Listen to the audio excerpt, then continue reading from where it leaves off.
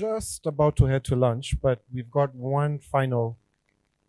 I think this might be the final panel, and this is the final plenary this morning. We want to talk about scaling Mojaloop. What's the best recipe to do this? I'd like to invite, I think it's Julie leading this panel. Yes. Julie will introduce her other panelists. And this will be our final session just before our lunch.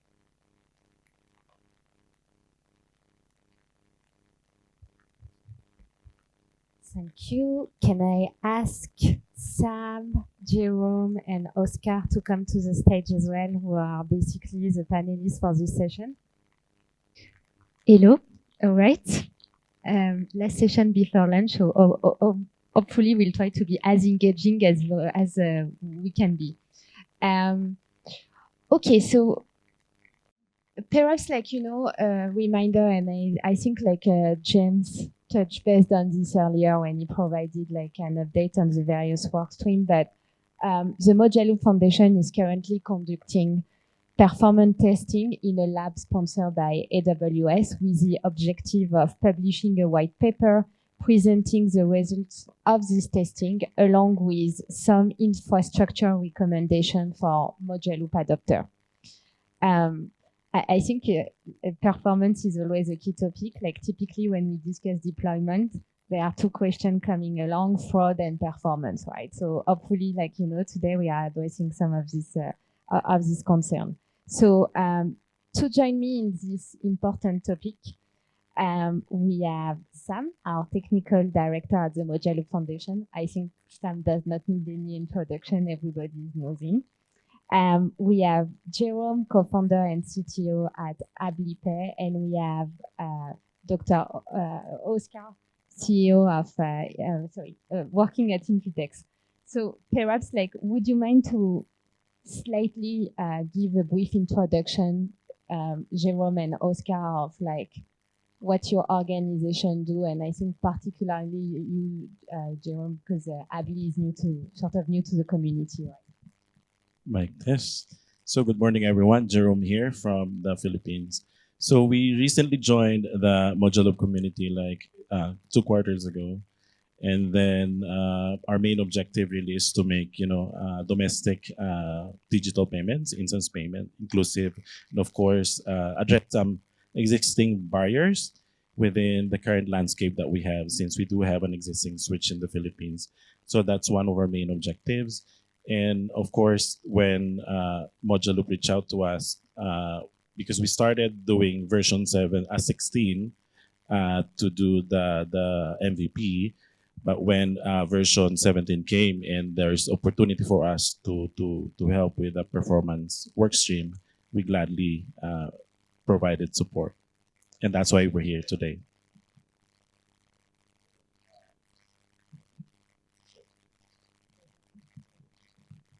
Hello. Oscar Cover from Infitex as operation principal. My concern is actually the capacity and the performance within the capacity as well. And for now,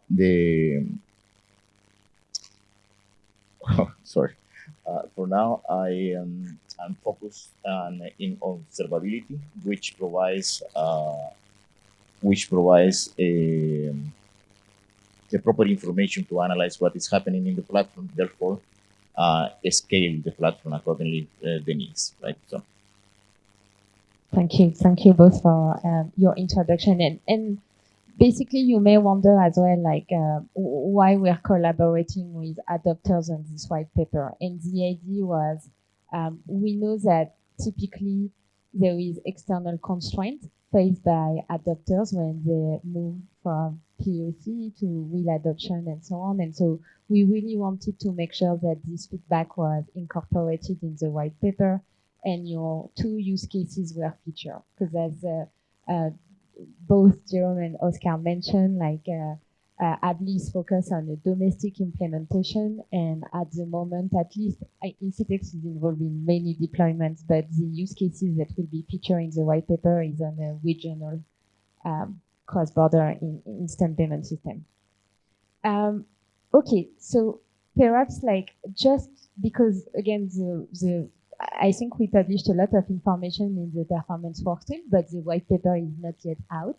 So can I start with you, Sam, to share a bit more on what are like the protocols we are following and like what are we measuring basically to understand a bit more about the performance of the system and what we are sort of like planning to describe in the white paper on this one. Thank you, Julie. So when we say performance, I think I don't know about everyone, but it piques the interest of everyone because as engineers, we are all about efficiency and getting things done correctly with the least amount of resources needed, because that determines the adoption and cost for long-running system. So in this white paper, we wanted to take the approach starting from scratch to ensure we give the data required for adopters to deploy Mojaloop in the most cost-efficient and a fine-tuned way to achieve the performance they need with the cost that they can afford or that is predictable. So we started with the test matrix with some criteria saying it may not be a production deployment as in Mojaloop systems are deployed across 3 different centers, not like that, but close to production, as close as we can get in terms of security, deploying all the services, and not using a more controlled environment. I think that was one of the criteria we set for ourselves because we are building on the work done by our predecessors. For example, there was performance effort done twice before. Like there was an initial performance testing done focusing on the Mojaloop core, especially the transfers clearing side of things. Then some improvements came out of that. And then another performance testing and improvement phase that happened about a year or year and a half ago for another year. And now, during this third phase, as part of the white paper, we are building on that to profile and fine-tune Mojaloop so that we give the data required for adopters so that they can use it and adapt it to their needs. Again, if I can have a few more seconds. So when somebody says Mojaloop, there is always an asterisk to that. For example, even in the demo earlier, like not targeting anyone, but when the first performance testing of Mojaloop was done, we said we can do 5,000 to 20,000 transfers per second. But there is a huge asterisk there saying this is a very controlled environment where we are not using like HTTP based connections. We are mocking a lot of services. We are not doing it end to end. We are focusing on the clearing phase. We are not involving the adapters on the DFSP side of things. So we need to look for those conditions, like terms and conditions apply. So similarly, what are the terms and conditions when someone says we are doing 1,000 or 2,000? And in this one, we try to keep that minimal in this iteration so that it's more useful to adopters because security is enabled, MTLS, JWS, and we use the SDK scheme adapter, which includes the end-to-end time, which includes the HTTP connections and all 3 phases of the transfer, the discovery, coding, and transfer. So we call it more than TPS, financial TPS, so financial transfers per second. When we get to the numbers, we can add more detail on that, but thank you, Jim. Yeah, and I just would like to echo a bit on the last point that you mentioned, right? Because I think in the performance workstream, we had a lot of discussion about like what's a production-like environment, right? Because again, we wanted to make sure that the testing was done in a production-like environment and as close as basically possible to reality. And so we come up with a document that detail a bit more like what do we call a production-like environment and what are like, the security that needs to be in place and so on to consider the testing done as done in a production environment. So we are about to publish this document. You see it's basically a table that will be available on the deployment page of mojaloop.io, where effectively describe the parameter of what is called a production-like environment. And we shared actually and discussed this document with the quality framework workstream. And I saw earlier there was also a mention on performance in their slide. So we are working in collaboration with them as well regarding this. So just a small caveat. Thank you for your comment. I guess I'd like to turn to both of you, right? we've heard in the past that some adopters were facing a tiny bit of challenge of reaching the performance that they wanted to. So I guess it will be interesting to hear about your experience on that and understand what are the performance you are trying to achieve and like what have been your journey on achieving this performance. Thank you, Julie, and of course, thank you, Sam. For us, particularly, we're more interested on the transaction per second because our rationale right now is for us to address the current pain point we have in our local setting. Currently, the current switch, they do at least 750 TPS, and we hear from consumers and even business alike that there are downtimes, during peak hours, and that's basically now became a rationale. We wanted to make sure that we build and deploy for scale, and as Sam did mention, that of course we consider security authentication and other configuration, but we focus more on the availability and the transaction per second. So for us, we did do the auto scaling configuration. I think that's something unique for this kind of performance testing we're doing. Luckily, that AWS support these kinds of auto scaling services. We're exploring doing a reactive and proactive approach in terms of doing the transaction load. Currently, we're focused more on the reactive one. So we do use the default Helm chart provided by Mojaloop, of course. And then once we do see failures, we do configure them and increase the different capacity for each service is required. Other things that we're looking at is to do the horizontal pod, auto scale. This would enable us to really, not to be proactive in terms of addressing, downtime and failures in terms of transaction requests. So far, in terms of our result, we do have a benchmark at around 5,000 TPS right now.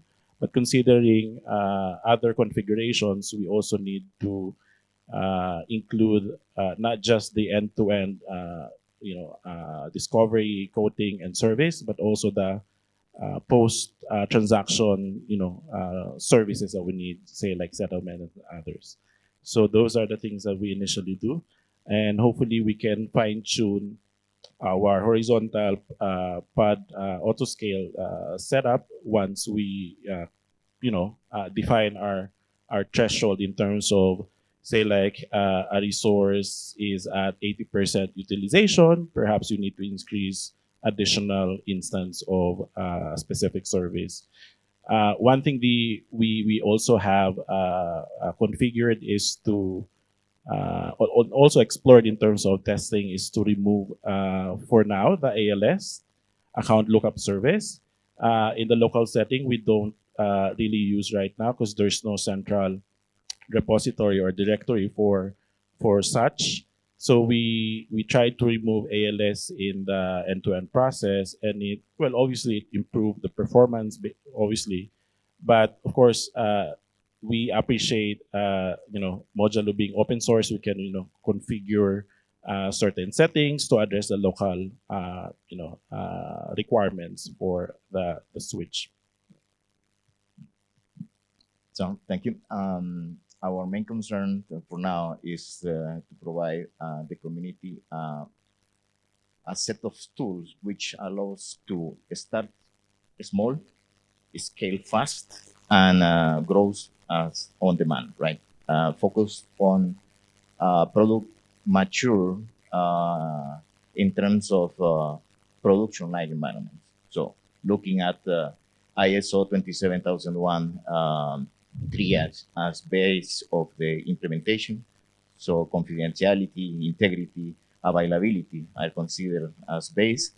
But within all of this, the transaction per second, so the three phases of the operational financial transaction is the concern. So to perform on each of them and to find the bottlenecks between complex implementation as DRPP, because we are not talking about a single implementation of Mojaloop. We are talking about The first one is on 3, and we are looking to have 21 interconnected and working together, right? So that is a very complex implementation of the Mojaloop stack, and therefore the observability becomes clever. We want to know how of each of these corridors is performing. We want to know where are the bottlenecks, as I said before, and we want to know how to scale from very small setup.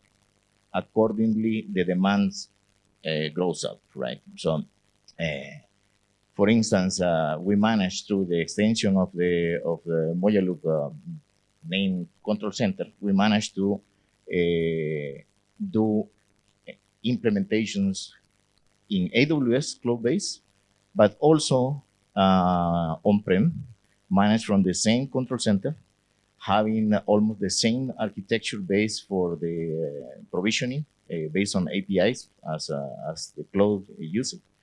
And that allows small companies to use on-prem small stacks to do the development, to do the testing, to do the performance characterization, the baseline for the product, but also seamlessly deploy that same configuration into the cloud base, which is going to provide the underlying infrastructure to grow quickly and perform better. Right?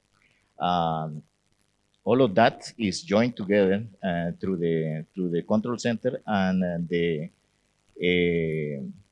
observability we have for all of those environments.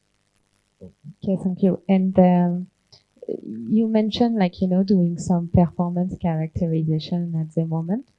I know, Jerome, you shared some figure, but you also caveated this figure, mentioning that right now you're not doing LS and the security layer is, like, not fully implemented. So in the same way, I was wondering, like, could you share with us some numbers or not yet? Please. Yeah. So in a small setup, let's say, may I use your hardware? So let's say that with 10% of the hardware you are using, we have up to 40 transactions per second across the RPP setup. Yeah. So what I mean is you are using M5. Sorry. M4, yes, and we are using a M52 large, so it's a very small setup in comparison that the one is using by the characterization. Some context to what Oscar was saying. So with a minimal setup, they're saying they're achieving 40 financial transfers per second. This is actually not transfers per second for an isolated scheme, because gRPP, this is across 3 schemes. So it involves not just Mojaloop transfer 17 messages in the scheme, but across. So it involves inter-scheme adapters, another switch, and then finally transfer. So I think anything about 10 TPS when 3 schemes are involved is an amazing number, because to put it in context, for example, we can look at transfers across countries happening in a matter of less than 3 seconds. Whereas, like, for the guidelines, even G20 guidelines talk about either same day or a few hours or 1 hour, but now this is about in a matter of seconds, 3 to 10 seconds. So it's amazing. May I add something? We also need to consider external requests, like for instance, USSD timer session, which is a hard request to meet. For instance, the one we are dealing with is 10 seconds or less for each transaction. To avoid that the session ends before the transaction is complete. So that is another KPI we are trying to meet, and hopefully we are going to meet that. So, well, good. Thank you for sharing some of your numbers. Jerome, like, I'd like to come back to you, because, like, you mentioned using are planning to use at least AWS auto scaling. Like, perhaps can I ask in the audience who is planning to or who is using this feature as well? AWS auto scaling. No? Okay, so you're definitely the only one in the community so far. Could you share a bit more on your rationale and your experience on using this? Yeah, happy to share. As mentioned earlier, the current TPS of the existing switch in our country does 750 TPS, and there's a lot of downtime during peak seasons. During peak seasons, I mean, I think it's common across different markets. For business to person transactions like disbursement of salaries, and then during this peak seasons, typically it's every 15th and the 30th of the month. Once employees receive their salaries, they do transfer this to either to e-wallets and stuff, and do e-commerce transactions or do face-to-face P2M transactions, right? So with this behavior that we see, there's really opportunity for us to really address those concerns in terms of downtime and make it highly available in terms of using the HPA configuration. I think we also explored the vertical. While we talk about horizontal, the vertical, we see that there's a little downtime when there's an auto scaling that will happen because it's happening within the pod level. So you have to adjust the resource allocations, the size, and the capacity for that matter. But for HPA, there's no downtime in such. But I think for us right now, we need to monitor the cost impact in terms of the overall transaction cost, because for our value proposition, we wanted to offer the service at a more reasonable, hopefully near zero transaction fee, because that's also one of the main concerns of our, for use cases like P2M, because there's the MDR transaction rate and stuff. Version 17 is way better. I'd like actually to ask you a slightly different question, and again, because you've been involved in the community for quite some time, and Infitex has been involved in supporting both domestic and now cross-border deployment, right?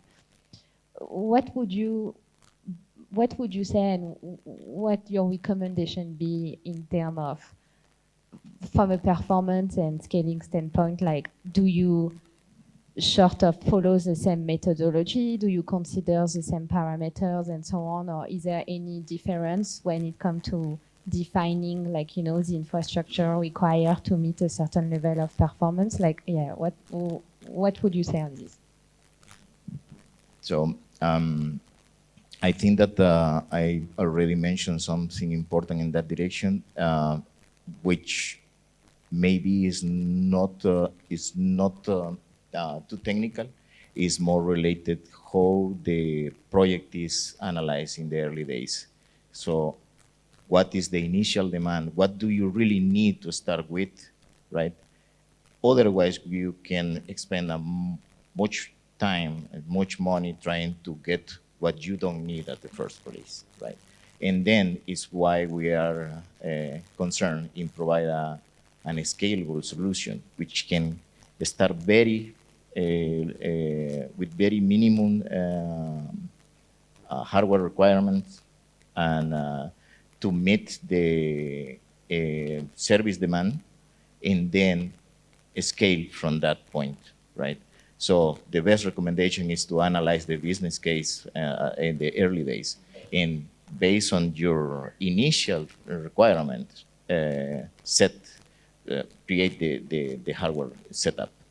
Otherwise, potentially will spend too much money in something that you don't need. Yes, thank you for this. Sam, I'd like to turn to you. So I mentioned earlier that the white paper is due to be published by the end of the year. It's not yet published, but you've already done some testing and so on. So perhaps any sneak peeks that you can share with the audience as we are still working on it. Thank you, Julie. Yeah, it's been a very interesting, even probably can even say thrilling journey. where we started. So we wanted to start from scratch, obviously building on the work that was done before. And before going into that, I wanted to remind or share one of the operating principles of Mojaloop, which is part of the Mojaloop invariance, is that the Mojaloop platform or software should be able to do 1,000 transfers per second, sustained on reasonable hardware, with 99% of the transfers not taking longer than 1 second for the transfer space. So that is kind of the North Pole. It's been for a while, and I think you also have achieving 1,000 transfers as the baseline for us on which we can build on for the white paper. So we were targeting that, and the journey has been interesting. The team is very excited. We have team members Shashi, Juan, and Walter part of this, and Nathan helping us on the deployment side, working on this. We initially hit 1,000, and there were some tuning changes we need to make. Some of the challenges we wanted to share is for example, what are the kind of what is the kind of infrastructure you want to pick, not just at an aggregate or a macro level, but for each of the nodes, for your database, for your streaming like Kafka, for your compute nodes, things like that. And what is the balance? Like, how do you tune Kafka, the partitions, the number of handlers that you want to use to give you the optimal performance? And as Oscar was saying, sometimes the goal is not to achieve 1,000 or 5,000, but to achieve the minimum footprint or minimum hardware needed to achieve that. So that's been the journey. And what we want to do this time was to share everything, follow the scientific method, like progressively increase load, identify the bottlenecks, fix them, and keep moving, but also share that journey, like at every level, at 100, 500,000. Wanted to share not just the results, but also the dashboards, the configuration of every single service that we used. And we are tracking many different things, not just the end-to-end financial transfers per second, but for example, to take a sample result, as of yesterday, we were able to achieve 1,000, which was kind of our first step in the journey. I was hoping we'd get there by the time we had this discussion, so kudos to the team on that. At 1,000 transfers per second, for example, we are seeing account lookup taking 55 milliseconds and coding taking about 150, and transfers taking about close to 400 milliseconds, lower than that. But the exciting thing was that the end-to-end, 95% of the transfers are able to conclude within 850 milliseconds. So I'm sure you can appreciate that the user experience, the end user time looking at transfers is directly proportional to the end-to-end time of this financial transfers per second. So we're very glad to achieve that. And we're hoping to build on that to give the data you need to finally draft the white paper. Thank you. Thank you so much. We have a few minutes left, I think, before heading to lunch. So is there any questions? Yeah.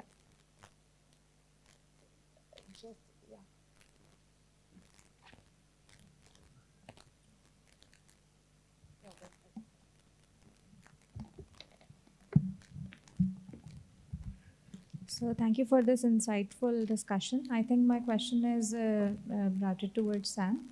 So Sam, at the end of the panel, you also mentioned about the account lookup. So initially, I wanted to ask, when you were talking about a certain TPS, for instance, you're quoting 1,000 TPS, does it include the fund transfer, or does it include all the value-added services, for instance, pre-validation or the discovery or any other type of information exchange, which is basically a prerequisite to a payment? So the question was it included in your benchmarking? The second question is, do you consider TPS as an appropriate parameter to benchmark, to plan ahead, to scale the system? Because at many times the system is not only doing transfers, right? There are other services, there are informational exchanges. All of this is happening through the core system. So are there any other parameters that the community members and people who are trying to implement Mojaloop or other IPSs for that matter should look for those parameters when they're planning, when they're testing, trying to judge their performance when they're scaling? What else do we need to look for other than just a TPS? Thank you. Great question. Okay.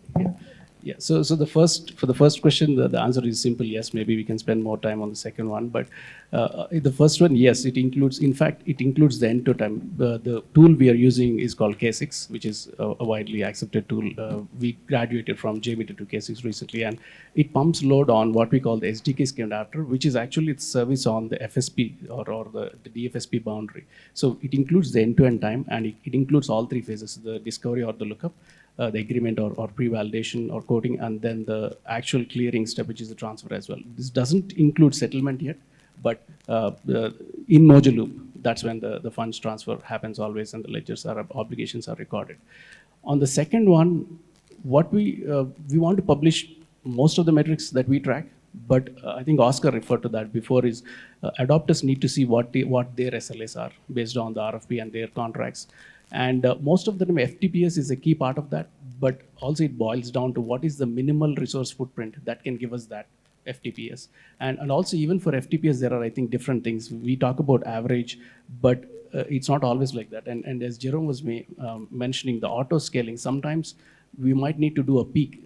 An average might just be 100 TPS, but a peak might be 1,000 during festivals or 15th and 30th you mentioned. So the system should be capable of handling those. So you need to look at how do you handle those situations to make the system more predictable. Thank you. We have a question. So here you call the TPS, right? Transaction per second. But we see to complete a transaction, there are around 6 legs, right? Pre-validation, then fund transfer, and then the confirmation message. So how can you say that it's like 750 or 1,000 TPS? Rather, we should call masses per second. Am I correct? Thanks for that question. Actually, when we go to the micro level of these, like there are different things. In fact, a single Mojaloop transfer involves at least 17 different messages if you include all 3 steps, like the account lookup, coding, and transfer. So when we say financial transfers per second, this includes all the steps involved. And at the last step, which is the payment confirmation to the payee FSP, that's when the funds are supposed to be released. But it doesn't involve the DFSP to the payee lag, because that's not part of this loop that we are discussing here. And we assume that wouldn't add too much, but this only helps with reducing that latency. So I'm kind of new to the community, but I'll follow up to the previous question really. To what extent gains from optimizing Mojaloop hub and its components, replacing some of the storage components, databases, would be eclipsed by potential TPS gains in making the protocol itself simpler, like, you know, reducing the what you said, potentially up to 70 different messages to something more manageable. Yeah, mic test. I think it really depends on your use case or value proposition. I mean, for us, it really is, we wanted to provide a service at a low cost for our consumers, and that's one of the pain points that we wanted to address. While Mojaloop has this required step end-to-end, we also need to control the infrastructure. You can work this in 2 ways, right? For us, we're trying to do auto scale, but we can set parameters in terms of, at what point should we stop auto scaling to really control that cost, right? Either way, you can also, the other, configuration, if your cost is not really a concern, then you can, have an open configuration in terms of infrastructure. I mean, again, that's for our value proposition in particular. Thank you. Oscar, anything you want to add? Yeah. So in addition to what I mentioned before, in terms of value proposition, the control center allows the community members to scale that, not using AWS auto-scaling group, but in a programmatically and predictable way to scale from very small footprint to large implementation. And as well, can manage another type of deployment. The last one was that attempt to include the SAMA deployment from the control center, and yeah, that's fine for me. Question here. Yes. Yeah. Julie? Okay. I think my question maybe would be answered by Sam. I should have asked it a long time ago when James was up there, but it's more in regards to Tiger Beetle. I want to understand a little bit more about the integration into the Mojaloop ecosystem. We've seen the speeds that Louis has talked about, 27 times faster with Tiger Beetle on Mojaloop than with my SQL. But when we look at it in the context of Tiger Beetle's nature, the double entry accounting and all of that, not storing a lot of metadata about transfers, it's a little bit shallow. So I want to understand it in the context of, the net debit positions, also in the context of, how it aligns with the settlement system, also in the context of any adapters, making it a seamless integration into the Mojaloop ecosystem as well. I don't know whether that can answer. Maybe Luis, you can have the mic as well. But some Yeah. of the Cool. Yeah, thank you for the question. Yeah, like I said, so the idea is to kind of like to switch it out behind the scenes. So for people talking the Mojaloop APIs, they can just close their eyes and not worry. It's going to be seamless. Later on, there might be some improvements. In terms of the metadata, yeah, Tiger Beetle is a numbers database. It doesn't do strings.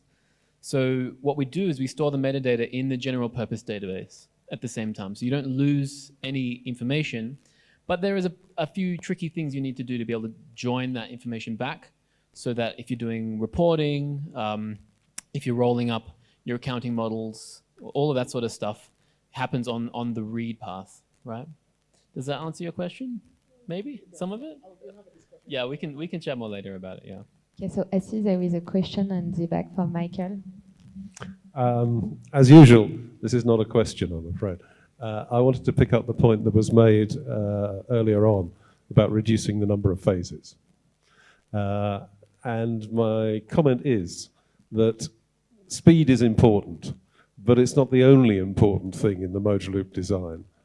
In particular, one of the other things that we wanted to do was to increase the chances of a payment succeeding to as near to 100% as we possibly could. We wanted to make the outcome of a payment deterministic so that participants could always be certain whether or not a payment had completed. And finally, we wanted to be able to run over the standard internet in environments where internet availability was not always terribly reliable. And that's why we went for the asynchronous pattern, which immediately, of course, doubles the number of messages that we have to exchange in order to complete a payment. So, fantastic work that the performance team are doing, and we applaud it, but there are other aspects of Mojaloop that we don't want to lose either. Yeah, I think Carol, to answer your question properly, this is probably a 30-minute discussion to explain, and I think over the last 2 days or 3 days now, we really seen why this flow is important across the different panel and discussion, and how it supports for financial inclusion, and as Michael mentioned, right, overall reduce the cost of a transaction because of reduced failure transaction. So we can pick up this discussion after the panel. All right, Simeon is waving at me saying, please move out of the stage. So we're gonna do this. Thank you very much. Thank you, three of Julie. you for all of Thank you. your insight. Thank you, Simeon, Oscar back to you. Jerome.